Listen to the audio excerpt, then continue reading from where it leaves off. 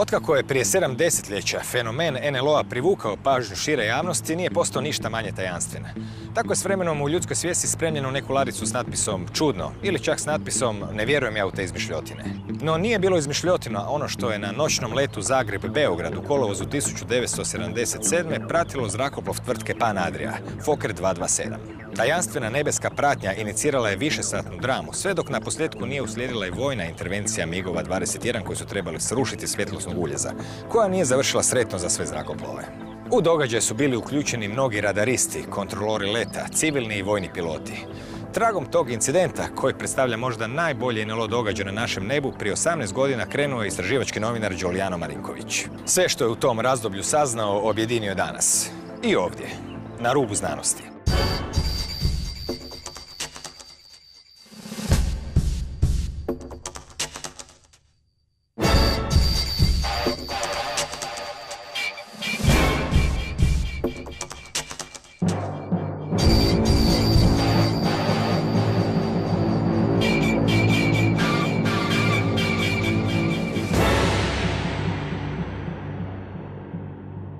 Dobro večer. Giuliano Marinkovića ne trebam više posebno predstavljati gledateljima emisije Na rubu znanosti. On je bio naš kućni stručnjak za NLO-e. Naravno i dugogodišnji također novinar u istoj emisiji ovoj. Međutim, danas se bavimo onim što jest vaša domena već 18 godina, istraživanja jedne materije koja je u isto vrijeme jako atraktivna, a koja se želi pristupiti ozbiljno, onda postaje, kao i svaka druga, zahtjeva disciplinu, marljivost i uspoređivanje podataka, statistiku i sve ono čime su zapravo udareni temelji još davno u vrijeme Alana Hyneka i drugih koji su udarili temelje nekakvom znanstvenom pristupu istraživanja tih neobičnih pojava na nebu. Danas ćemo se baviti možda najdramatičnijim događajem u povijesti jugoslavenskog zrakoplovstva, jer uglavnom slučaje kojima se bavimo od prvih 70-ih, ređe iz 80-ih godina. Taj slučaj je s nama negdje već 10-ak godina. Kada ste prvi put čuli za njega, koji je to slučaj? To je incident Pan Adrije. Slučaj koji je meni osobno najfascinantniji slučaj do kojeg sam ikad s domaćih prostora imao prigode saznati za njega. I bila je sreća u tome što je upravo ono što sam pričao u prijašnjim emisijama kada sam angažirao svoje bivše vojne suradnike i kolege koji su se školovali za pilote da ako saznaju nešto o toj temi 1996. da mi jave. Javio mi se jedan moj poznanik, Neven, koji je tada išao u školu na Prometni fakultet u Zagrebu i studirao za vojnog pilota. Jedan dan me nazvao, imam nešto za tebe. Upravo sad na našem kolegiju o performansama leta na Prometnom fakultetu profesor Borivoj Galović je pričao o nekakvom incidentu koji se dogodio u 70-im godinama kada je jedan civilni zrakoplov na cijelom njegovom putu pratilo neobično svjetlo i događala se cijela jedna interakcija. Meni je to bilo apsolutno fascinantno, već u tako rano vrijeme da sam došao do prvoklasnog podatka i možda da se to tako nije dogodilo, ko zna da li bi to mene držalo toliko poslije. Jel? Ja sam nakon nekoliko dana odmah nazvao Borivoja doma, predstavio mu se kao poznanik je meni, vaš student mi je rekao, Borivo je meni odmah sve rekao, kaže da, pilot vam je bio Dobroslav Džeba tu večer, kopilot Miljenko Bartolić, a ja sam bio šef tehnike u tadašnjoj hrvatskoj zrakoplovnoj tvrtci Pan Adriji i mi smo o tome pričali, svi smo to znali između sebe. Nakon nekoliko dana sam nazvao i Miljenka Bartolića, koji nažalost više nije živ, ja jedini imam intervju s njim o toj temi. Nažalost, poginuo je prije nekoliko godina na onoj nesreći Cessna na Velebitu. I sjećam se, tad je dolazio, čini mi se, letio je u Croatia Airlinesu, dolazio, čini mi se, baš iz Rusije je sletio i kad sam ga nazvao, rekao sam o čemu se radi, njega je to jako iznenadilo i pitao sam ga hoćete da razgovaramo o tome kad budete kući ili, jel to je dio gdje dolazi posada i tako. Kažem pa bolje kući. Dakle, to pokazuje jedan emotivni ipak angažman oko te teme još uvijek. Tako. Ja sam ga nazvao tu večer kući po dogovoru. On mi je rekao osnovnu naraciju, sastavnicu incidenta kada sam prvi put saznao, rekli bismo, cijelu kralježnicu kronologije koja uključuje, kažem, od svih ovih slučajeva apsolutno ima sve sastavnice prvoklasnog i svjetskog slučaja, moram reći, za koji zapadni istraživači gotovo ne znaju. Ja se nastojim to brzo promijeniti.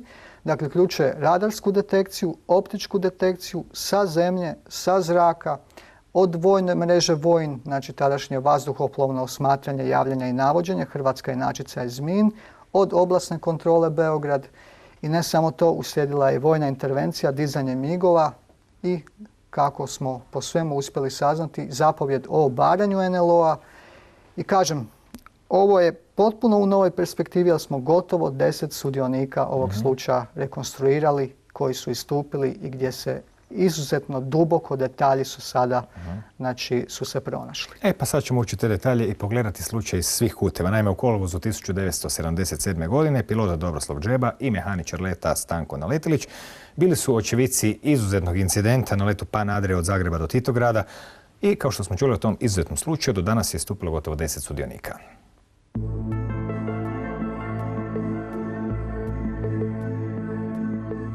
Fairchild 227, to su bili putnički avioni sa turbomotorima, znači imali su mlazne motore sa elisama. Avioni su imali 56 sjedišta, 2 pilota su bile, znači kapetan i kopilot. Bila je redovna linija koju je Pan Adria u to vrijeme održavala, Zagreb, Beograd, Titograd. Bilo je miješano pošta i štampa i putnici. U ljeto, kolovoz 1977. godine, poletili smo normalno sa, mislim da je bilo 50-ak putnika iz Zagreba za Beograd. Normalna bila ljetna, ugodna noć i onda smo dobili dozvolu od kontrole beogradske da produžimo let za Surčin, za beogradski aerodrom civilni. I negdje oko Sremske Mitrovice smo počeli ponirati. U momentu kad smo krenuli, kad smo napustili naš nivo na kojem smo letili do tada, onda smo primijetili jedno svjetlo, crveno, jako intenzivno, sa lijeve strane. Fakat, nekakvo svjetlo je bilo, ne? Plavo, crvenkasta boja, žarka, ne?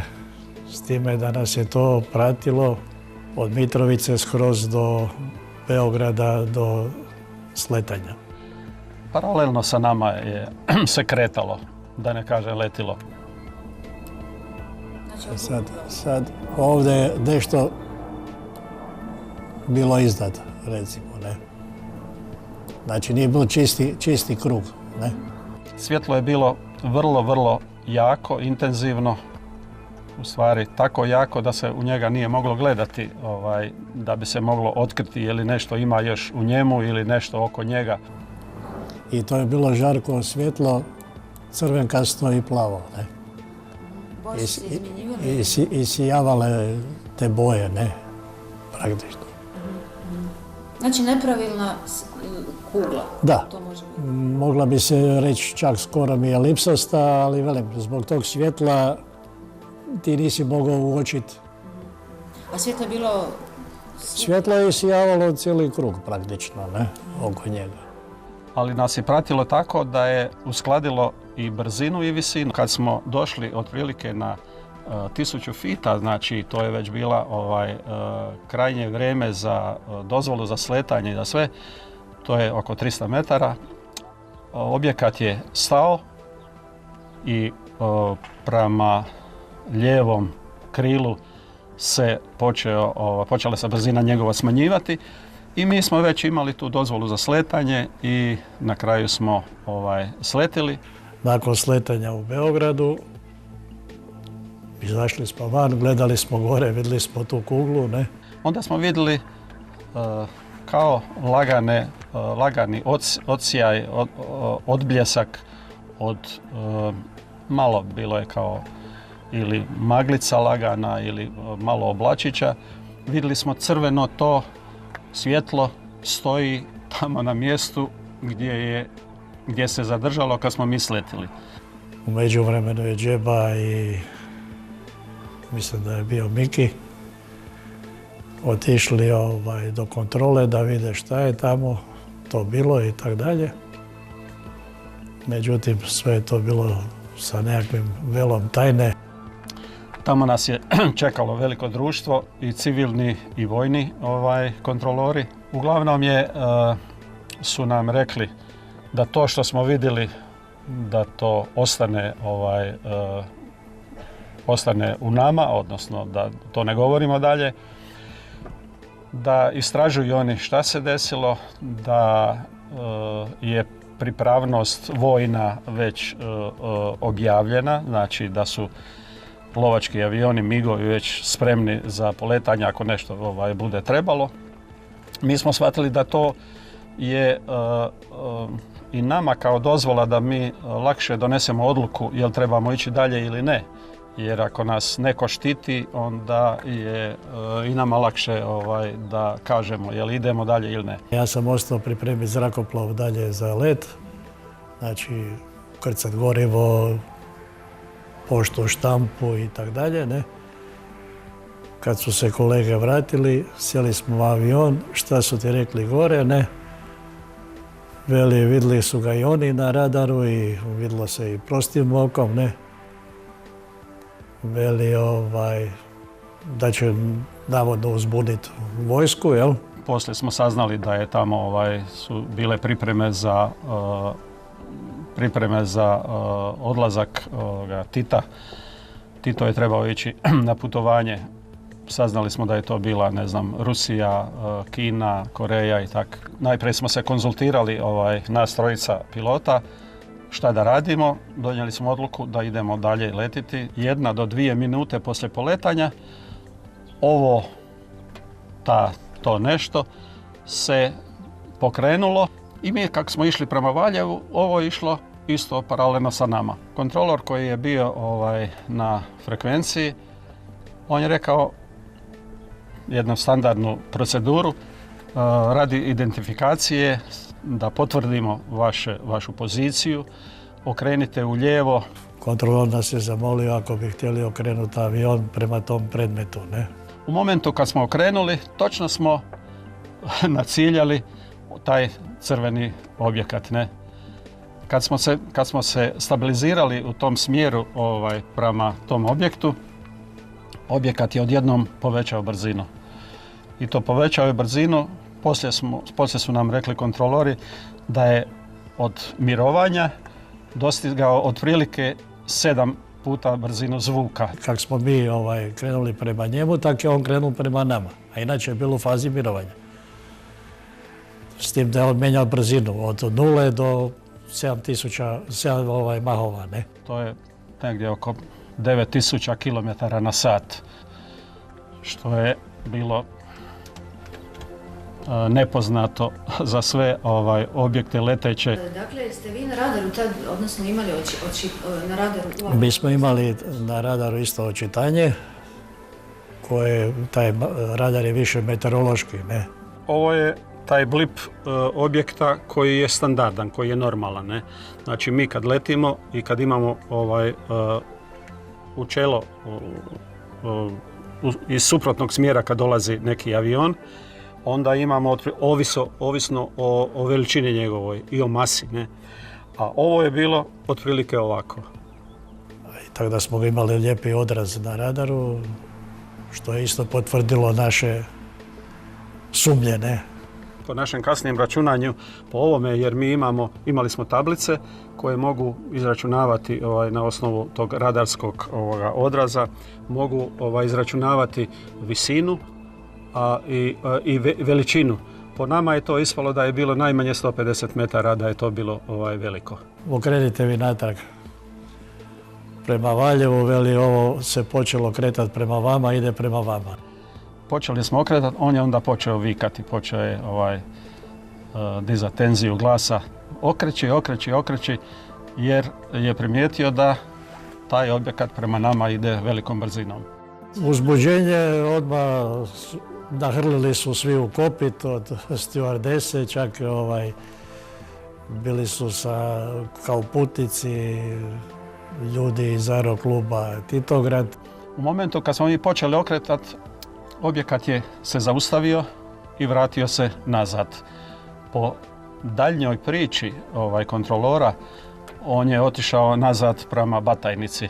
Znači, jer mi mu više nismo očito bili interesantni. Drugu večer kad smo se mi vratili iz Titograda, opet smo, pošto je sve noćni let, opet smo sletili na večer, opet su me dočekali ovi iz druga smjena je bila vojnih i civilnih kontrolora. On je rekao da pod prijetnjom sigurnosti mene i moje obitelji da nikada ne smijem nikome o tome pričati.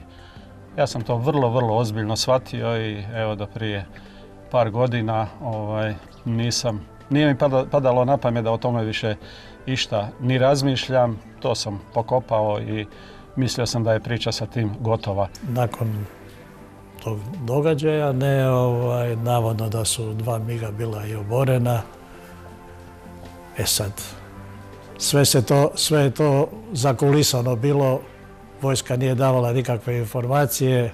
Po priči od sljedećih dana, nekoliko ili još više, smo dobili tako informacije da su od 4 miga koji su tada poletili, da su 2 nastradala tu noć, da su najmanje 1 pilot da je poginuo, od ozgo do dole, od generala svih u vojsci koji su, čuo sam, bili su ljuti zašto to, kako im je to pobjeglo. Poslije nas je intrigiralo šta bi se desilo da smo tu na Valjevu produžili dalje.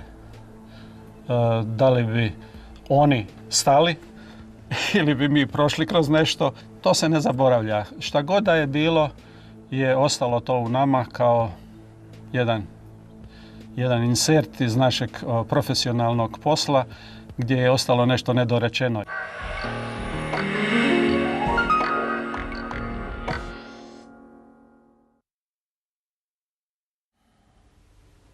Ovaj slučaj, koliko god bio bogat detaljima, pokazuje koliko je često krhko ljudsko sjećanje po pitanju preciznih datuma. Je li nešto bilo u jesen, u proljeće, ovaj datum, ovaj mjesec. Svi su se naravno sjećali detalja slučaja, ali točan datum često puta nije bio dostupan. Na kraju ipak je bilo moguće odrediti datum. Koji su to bili zapravo problemi vezani uz određivanje nečeg takvog dosta egzaktnog kao što je let zrakoplova? O da, to je bila velika patnja. Velika patnja naći taj datum i ja sam revidirao nekoliko puta te datume i uvijek pokušavao ga uhvatiti i reći ću zašto. Naravno, prošlo je skoro 40 godina od tog slučaja i ne možete očekivati od ljudi da se baš čekaju, da se baš sjećaju apsolutno svih detalja od detalja. Međutim, bila je informacija, pa čak i od više očevidaca, kao jedan značajan orijentir, da je taj dan kada se dogodio taj slučaj, Tito išao na službeni put u Kubu. Pola tog podatka je bilo pogrešno, pola točno. Tito je zaista imao let taj dan, ali ne u Kubu. Pregledavajući novine, konzultirajući sve žive izvore, Tito je naime letio u Kubu tek 1979. ali 1977. nije. Bili su različite opcije tu, 76. čak, 78. i tako dalje. I ja sam, pregledavajući novine, znao da je 77. Tito išao u stvari na vezanu turneju Rusija, Sjeverna Koreja i Kina. I tek mi je u tome dodatno pomogao jedan djelatnik vojna, upravo koji je tu večer zaista bio tad u službi i pratio je cijeli let s njihove vojne strane radarske. I on mi rasvijetlio te, evo, ja mu se još jedan put zahvaljujem, zaista to je značajno pomoglo i pregledavajući novine sad možemo točno vidjeti kad je Tito odletio s Batanice. U 9 sati, do 12 sati je trajao let do Rusije i to je konačno označilo da znamo, to je 16. kolovoz 1977. oko 1 sat poslije ponoći, rano ujutro. Tito je odletio u 9 ujutro. Taj orijentir je riješio taj problem.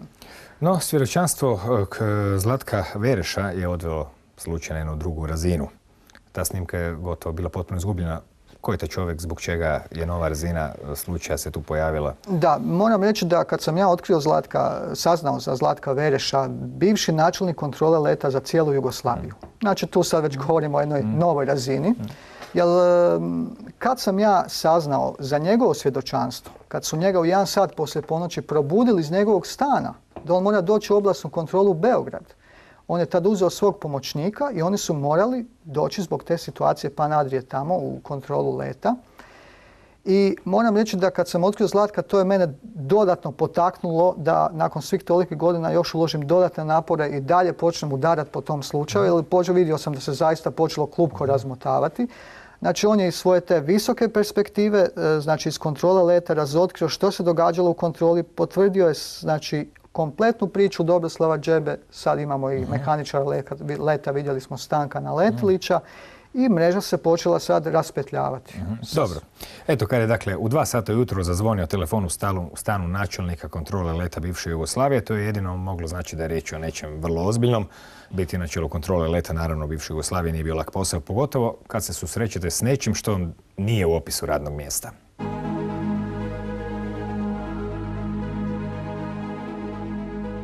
Mi smo godinu dana prije tog događaja pustili novu oblasnu kontrolu Beograd i novu oblasnu kontrolu Zagreb i to su bile u tom času najmodernije kontrole letenja u Europi sa francuskim radarima, sa švedskom opremom za obradu, kompjutersku obradu radarskih podataka i tako da smo imali priliku kad se to dešavalo da potpuno pratimo čitavog tog događaja. Kad su mi objasnili da prate i Fokker pa Nadrin, ali da prate i strano neko telo, ja sam seo u kola i uzeo sam mog pomoćnika i otišli smo odmah u salu u Beograd u oblasnu kontrolu i tačno se vidjelo da je to objekat. A vidjelo se zbog toga što smo mi nabavili i sekundarni radar za koji da bi vidjeli cilj mora avion da ima jedan uređaj, transponder, ali smo zbog velikog broja vojnih letenja mi smo nabavili i primarni radar. I jedan i drugi signal i primarnog i sekundarnog radara je bio obrađen kompjuterom. Samo što je od sekundarnog radara nosio sa sobom i podatke koji je to kod, pa brzina, visina i tako dalje, a sa primarnim radarom, signalom primarnog radara, on je imao samo jedan kružić i 4 tačkice da se vidi smer leta, ali nije imao podatke. Tako da smo mi u stvari vidjeli i jedan cilj i drugi cilj. Pa Nadrina avion je polako išao u silaženje, u poniranje, jer je morao da sleti u Beogradu.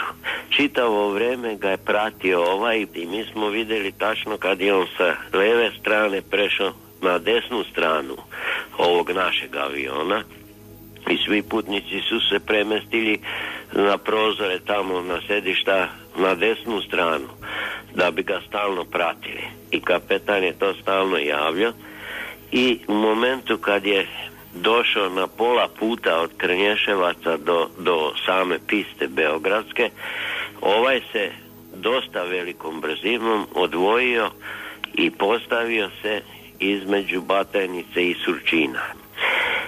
Tu smo ga mi izgubili, a izgubili smo ga zato što ti radari imaju program jedan. Ako vi imate stalni cilj koji se ne kreće, kad 5 puta pređe antena preko tog cilja, ga izbriše. Jer bi tako vidjeli inače svako brdo. Da bi to ne bi dešavalo, pa da ne bi taj ekran bio sav pokriven sa stalnim odrazima, onda je to radar brisao. Pa sad kad se postavio između Surčina i stajao je između Surčina i Batajnice, onda je i njega radar zbrisao, i naš radar i vojni radar. Tako da mi smo imali stalnu vezu sa oficirom za navođenjem, jer su oni isto ga vidjeli cijelo vrijeme. Sad kad je on stao ovdje, mi smo izišli na balkon, on je stajao u oblacima, ali je to bilo izuzetno jarko svetlo i tačno smo vidjeli gdje stoji. Kad je poleteo Fokker, onda je na moj užas jedan naš šef s mene koji je seo da bi vodio avion, on počeo se kretati i za ovim avionom koji je išao dole na jug prema Skopju. I naš šef smene koji baš nije bio previše bistar, da tako kažem, on je pitao pilota jer hoće, sad je video, sad smo i mi vidjeli i ovaj drugi cilj, NLO. A da li hoće da ga postavi, da ga okrene i da ga postavi prema tom cilju. I međutim pristao je kapetan i on je dobio naređenje za novi kurs i išao je, sad je krenuo da leti prema ovome NLO. Ali je NLO počeo sve brže i brže da ide pravo njemu u nos. I onda je video naš šef smene da je zabrljao i onda je počeo da viče okreni za 180, okreni za 180, ali međutim, pošto i Fokker imao ovaj radar u nosu, on je isto, pilot je već primetio cilj, ovaj drugi, i sam je okrenuo. Čim su migovi poleteli, pošto je on bio blizu Batanice, migovi nisu mogli vertikalno da spopnu, morali otići u zaokret. I njega je izgubio u tom momentu ovaj oficir za navođenje. Ali su migovi vidjeli svetlo u oblaku kao što smo i mi vidjeli. I tu su prošli, ali nisu mogli tačno odrediti visinu njegovu i oni su prošli ispod cilja, jer ostao im je svetlo iznad glave i tu su izgubili radio vezu. Počelo je krkljanje, izgubili se radio vezu sa ovim oficirom za navođenje. Mi imamo toliko malo još istorije da mogu slobodno da kažem da neko mora još da postoji. Znate da je ovo golim okom sve posmatrano. Ja se ne bi uplitao u takve zaključke da neko još postoji, ali ovo je tehnika, super moderna tehnika bila koja nam je čitavo vrijeme pokazivala taj NLO. Vojska je na kraju napravila svoju komisiju, mi nismo iz civila učestvovali u radu. Objašnjenje je bilo da se radi o meteorološkom balonu. Ja ne znam da neki balon može sa 500-600 km da prati avion. Tog dana su piloti bili jako uzbuđeni dan nakon, ne? A i neki tehničari na zemlji, tako da ja sam kao klinac koji je tada obavljao praksu, nisam znao o čemu se radi i bojao sam se u stvari pitati što je, ne? Ali sam zapamtio da se nešto važno dogodilo i kasnije kad sam ja krenuo na višu zrakoplovnu školu i kad sam krenuo letjeti, ne, onda sam čuo te nekakve komentare koji su se odnosili na Pan Adria, ne, slučaj Pan Adria, ne, i svi su o tome šutjeli i nisu baš htjeli puno pričati. Ne. Kasnije sam u kontaktima sa Zlatkom Verešom shvatio da je priča vrlo ozbiljna, da su uključeni ljudi koji imaju itekakav renome u zrakoplovnoj zajednici, odnosno u stručnim krugovima.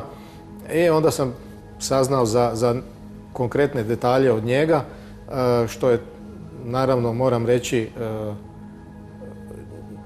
za mene je to jedna činjenica da se nešto ozbiljno dogodilo, čim o tome svjedoče ljudi koji su zbilja vrlo ugledni u stručnim i u zrakoplovnim krugovima. Da li je svjedočanstvo određenog broja, i to sve većeg broja ljudi, dovoljno da shvatimo da nešto postoji na nebu, nešto što nije ovog porijekla, nije porijekla zemaljske tehnologije, ja ne kažem da su to vanzemaljci, ali definitivno nešto postoji što mi ne možemo objasniti po kojim zakonima fizike to u stvari i leti na nebu.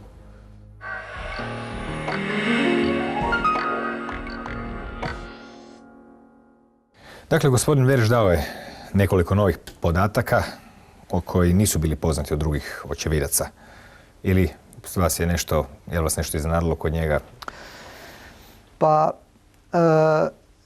Dobroslav Džeba je pričao da su njega kontaktirali novinari iz radiotelevizije Beograd, jer su oni nekako saznali zbog velikog broja letova iznad aerodroma, civilnog aerodroma u Beogradu, Surčini i Vojnog Batajnice, da se nešto dogodilo. Očito je njima niko dojavio da je došlo do zaista neobične situacije i Džebu su kontaktirali novinari i pokušali su ga intervjuirati. džeba sadržao uputa kontrole leta i rekao da on zna koliko je drugi, da ne zna o tome puno, jel? Znači nije želio sudjelovati u tome. Ostalom, kako smo čuli u prilogu, su ga i upozorili, jel? Na prilično eksplicitan način. Međutim, Vereš sad ovdje povezuje jednu priču, ono što smo imali u emisiji, priču sa 172. avijacijskim pukom, da je nekakva rasprava na televiziji Beograd izgleda bila ipak snimljena i održana, gdje je jedan od komentatora bio Milivoj Jugin, čovjek koji je, znamo iz one emisije o 172. avijacijskom puku, znači tadašnji vojni suradnik kao inženjer zrakoplovstva i popularizator astronomije. Isto bio u toj TV emisiji, umanjivao je ponovno slučajeve o NLO-ima, mada javnost nije znala da on ima osobni uvid u toj komisiji u Titogradu. I sad bilo bi zaista zanimljivo vidjeti tko je bio s njim tad u studiju sa suprotne strane i kad bi možda otkrili nekako tu snimku u nekim arhivama, mislim da bi to bilo fenomenalno, ali mislim da su šanse vjerojatno gotovo nemoguće. Ali u međuvremenu možemo opet naše očište spustiti u jednu radarsku postaju. Glavni akter je čovjek koji se zove Aldo Matić. Kako ste njega otkrili? Tog bivšeg zapovjednika voda radarske postaje Kačarevo. Ja sam u početku mislio da je to odvojeni slučaj.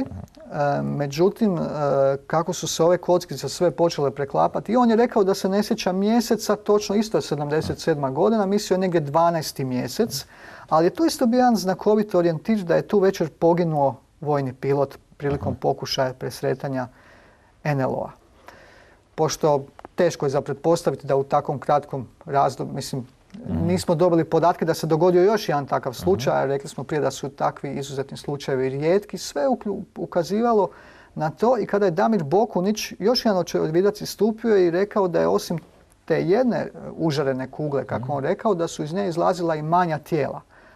A Aldo Matić je vidio slijetanje 3 kugle nedaleko od svoje radarske postaje Kačarevo i tu je na neki način dalo jedan kontekst koji se isto počeo poklapati. Tako da osim ove prave drame na nebu u zrakoplovu Pan Adrije, potpuno odvojeno, sa vojne strane se događalo još nešto puno znakovitije, dramatičnije, koje, zahvaljujući svemu tome što i sada, evo, konačno sve više možemo dobiti uvid i u taj dio priče.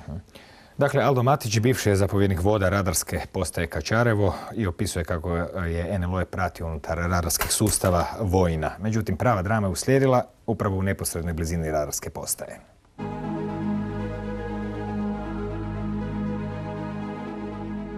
Tada sam bio mlad časnik tadašnjeg Jugoslavijskog ratnog zrakoplovstva i bio sam komandir voda u toj radarskoj jedinici koja se nalazila blizu Beograda, kod Pančeva, selo Kačarevo. Prvo smo uočili objekat na radarskim ekranima, na većem radaru, poslije toga na manjem. Nakon toga mu se izmjerila visina, brzina i dobio je, pošto nije bio klasificiran po nijednom od klasifikacijskih oznaka, znači naziv N, nepoznat, neprijateljski i u skladu sa procedurom praćenja. Objekt je letio vrlo brzo, došao je u blizinu naše radarske postaje, tu se brzina smanjila, više ga veliki radar nije mogao pratiti nego ga je pratio mali i nakon izvjesnog vremena vojnici koji su bili van na straži su pozvali mene i kolege da izađemo vani i da vidimo nešto što se čudno događa. Naravno, vojnik nije imao pojma o čemu se radi. Zašli smo vani, vidjeli 3 leteća objekta spuštena na zemlji koji su sjajali intenzivnom svjetlošću, ajde recimo kao sunce. Mjesto sletanja je bila jedno par kilometara od naše radarske postaje, tako da sjevero-zapadno od nas. Noću je to impresivno bilo. Možete razumjeti da smo prvi put u životu nešto tako vidjeli, da je bilo stvarno veliko uzbuđenje i to je nešto što ostavlja jedan dubok dojam na svakog to prvi put vidi.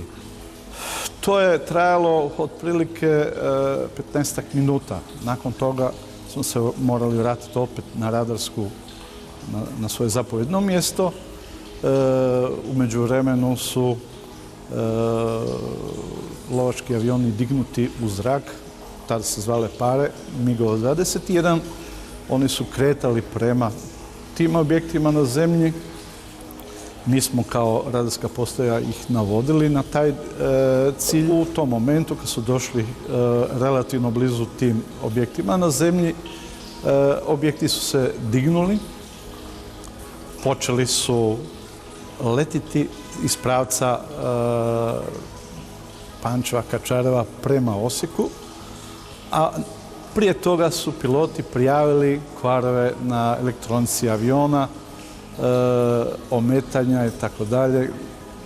Nešto čudno što se do tada nikad nije događalo u tom tipu aviona. Oni su krenuli u potragu za tim letećim objektima, međutim, brzina od 10 maha koju su ti leteći objekti imali je bila u ono doba, a mislim da je i danas nedostižna za bilo koji zrakoplov danas u upotrebi u bilo kojoj vojsci. Negdje iznad Osijeka iz horizontalnog leta velike brzine prešli su naglo u vertikalni. Vesijski radar je pratio do 80 km. Nakon toga objekt je nestao u svemiru. Tada nisam znao, nego sam tek krajem 90-ih doznao da je još jedna para išla u presretanje i da je ta druga para, jedan od tih zrakoplova nastradao i pilot poginuo. Ja nemam direktne informacije o tome, a mi kao ta postrojba nismo učestvovali u tome, tako da nije bilo bezazleno, jer sama potjera sa naše strane je bila neuspješna. Razlog je ogromna razlika u brzini između tadašnjih zrakoplova i tehnologije koje smo imali i onoga što smo sreli. Zapovjednik tadašnji, moj, je naredio da se cijeli materijal praćenja zapečati. Morao sam ga odnijeti u zapovjedništvo, potpisati izjavu o čuvanju tajnosti i više ne razgovarati o tome. Tehnologija tada, ama i danas, nije dostigla takve mogućnosti koje bi zrakoplove mogli natjerati ili ubrzati do tih brzina. Pazite, to je bilo 10 maha u momentu. To je strahovito ubrzanje, a to je i strahovita brzina u atmosferi. I druga stvar je nagla promjena pravca kretanja sa istom brzinom. Nijedan materijal ne bi izdržao takva naprezanja.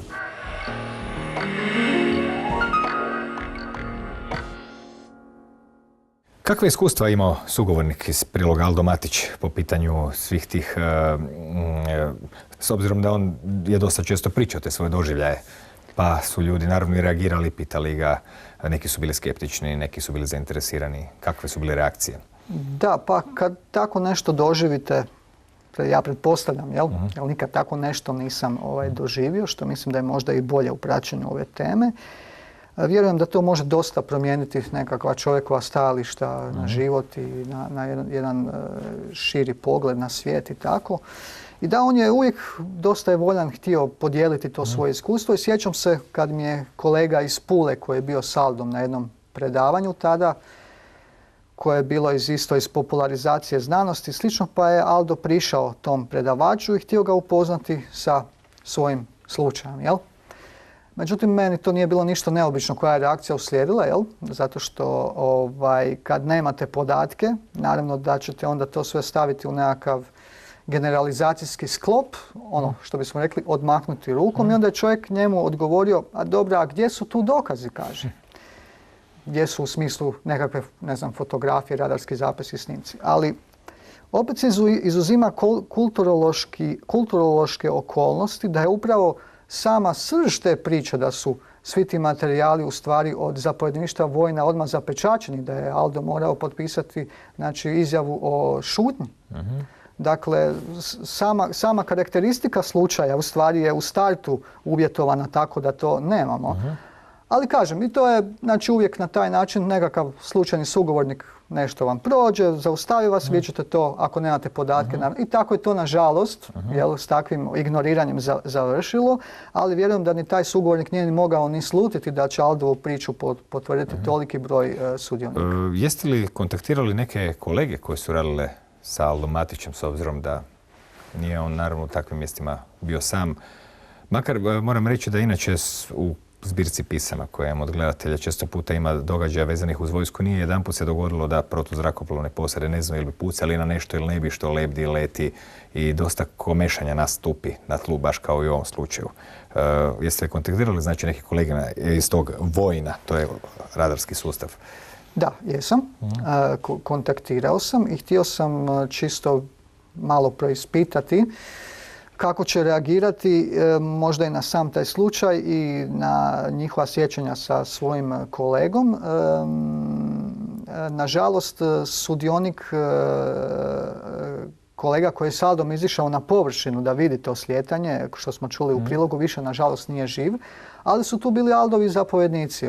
S njima sam razgovarao, oni se apsolutno sjećaju Alda, radili su s njima, ne znaju za taj slučaj, ali sad to je malo škakljivo, Elijan je prilično stari i još uvijek je u toj nekakvoj, mislim, pretpostavljam po dojmu razgovora u tom nekakvom vojnom okruženju, pa mi samo je kratko potvrdio je, bilo je kao slučajeva, ali u to vrijeme vam je bilo takvih svega, neka generalizacija, jel?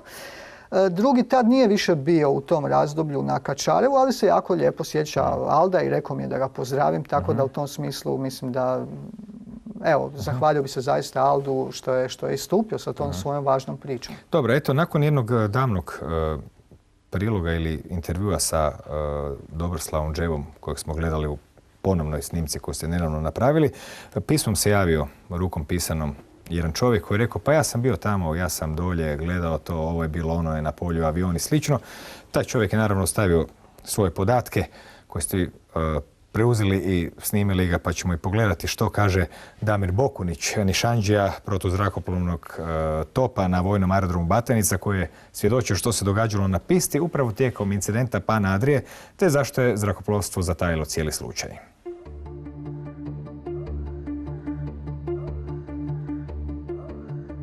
Vojsku sam služio u Beogradu na glavnom aerodromu u bivšoj Jugoslaviji 1977. godine. Bili smo u daljini oko 50 metara do poljetno-ljetne staze kad smo uočili naš jedan putnički zrakoplov, kako ga jedno jako veliko svjetlo veličine sunca ili mjeseca na noćnom nebu prati uz lijevi bok njegov. Ali malo je, to svjetlo je malo zaostajalo iza aviona, jer su se obrisi aviona vidjeli. Pratilo je avion cijelo vrijeme i onda smo primijetili da je avion počeo ponirati, spuštajući se prema civilnom aerodromu Surčinu, i počela je, oko tog svjetla se pojavila jedna devijacija, postalo je nepravilno, kao da ključa. Iz njega su 3 manja svjetla izašla, 2 su se jako dobro vidjela i radili su jedan spiralni let prije nego što su se udaljili u različitim pravcima, a 3. manje svjetlo je krenulo natrag prema zapadu, recimo u smjeru Zagreba. Toga dana smo išli 2 sata ranije u patrolu jer smo dobili obavještenje da će Tito putovati. I to nebesko tijelo je stajalo na visini od prilike par sto metara, jako dobro smo ga mogli vidjeti. Cijelo vrijeme sam ja pratio to 40 minuta. Nas je bilo 8 jer je smjena bila dupla zbog tog dana. Proglašena je uzbuna, počeli su se puniti migovi. Što se tiče vojnika koji su bili sa mnom u patroli, bojali su se jako. Jedan je repetirao oružje. Jedan nije mogao govoriti. Oni su se bojali da će izbiti rat i to. Uzmina je vrijedila i za cijelu Beogradsku vojnu oblast. I ja sam jasno čuo kada je jedan od pilota rekao da ne želi ljetiti, da je njega smjena gotova. Nakon izvjesnog vremena 2 miga su ipak poletjela i kružili su oko tog NLO-a koji je bio na Surčinu, na visini od cirka 250 do 350 metara, jako nisko. Nakon toga, to svjetlo, znači taj NLO, je krenuo u pravcu Vojvodine, to jest Mađarske. Ali sam ja vidio krajičkom oka u trajanju svega nekoliko sekundi da je jedno svjetlo, znači jedan manji NLO, krenuo prema jugu zemlje, odnosno na pravac kojim smo se mi nalazili. NLO koji je bio veći, koji je krenuo prema Mađarskoj, on se polako uspinjao. Išao jako sporo. Svi migovi u toku noći su poletjeli. Kad smo se vratili jutro 6 sati u kasarnu, čekao da stari vodnik, svi oficiri ostali su u kasarni. Pozvao me na raport i ja sam bio zapovjednik patrole, pitao me što se to događalo, ja sam mu ispričao.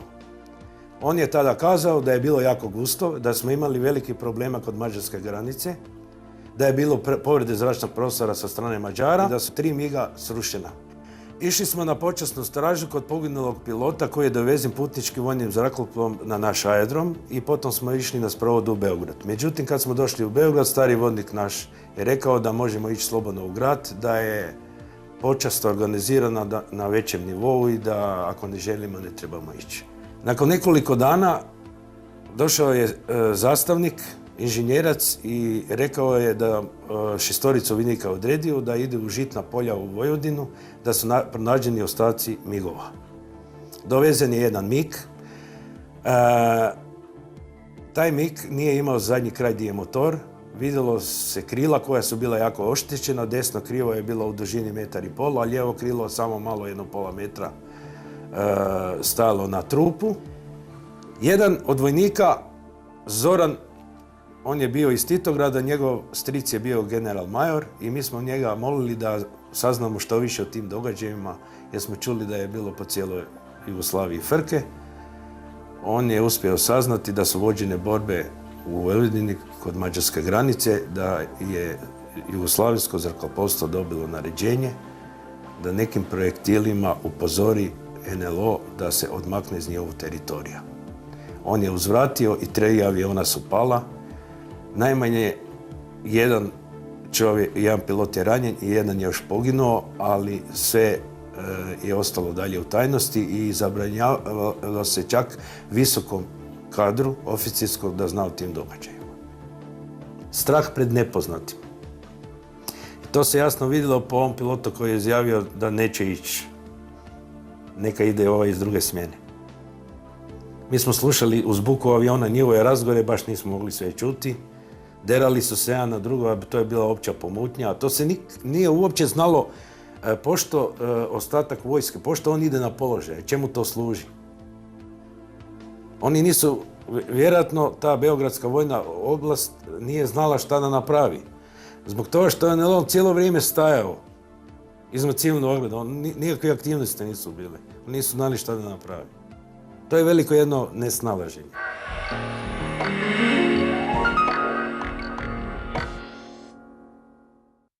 I dokle sad čovjek može ići? Nakon pilota, šefa kontrole leta, radarista, nišanđe nad protuzrakoplovnom topu, kada ćete smatrati slučaj Pan Andreje zaključenim? Samo prvo kratko da kažem da mislim da treba nemilosrdno dalje udarati na slučaj. Evo, ja sam upravo prije nekoliko dana dobio podatke o identitetu jednog od putnika unutar Fokera. Znači tu ne govorimo o pilotima koji su bili u kokpitu, jedan od putnika. Dosta sam telefonskih razgovora utrošio da to saznam. Već sam se čuo s njim, dogovorili smo intervju u sljedećih nekoliko dana. Na Pan Andriji taj slučaj možda čak ima i u sebi elemente da možda odgonetne jedan značajan dio čak cjelokupnog fenomena NLO-a. Zato je važno na njemu raditi dalje. Evo nekoliko, znači samo elemenata. Vojna intervencija migova, primjerice, i pogibija pilota, o kojem sad iz nekoliko izvora ja imam Koliko je zapravo migova ili pilota na neki način nastradalo, neki možda smrtno, neki možda nesmrtno? Minimalno jedan, a možda čak i dva. To imam tu potvrdu iz u stvari dva izvora koji su bili bliže tim podacima i ostali očevici koji su također to saznali iz svojih drugih izvora. Znači na neki način mogli bismo reći da je taj podatak procurio više manje vani. Jer tu priča o NLO-ima zapravo prestaje biti šala.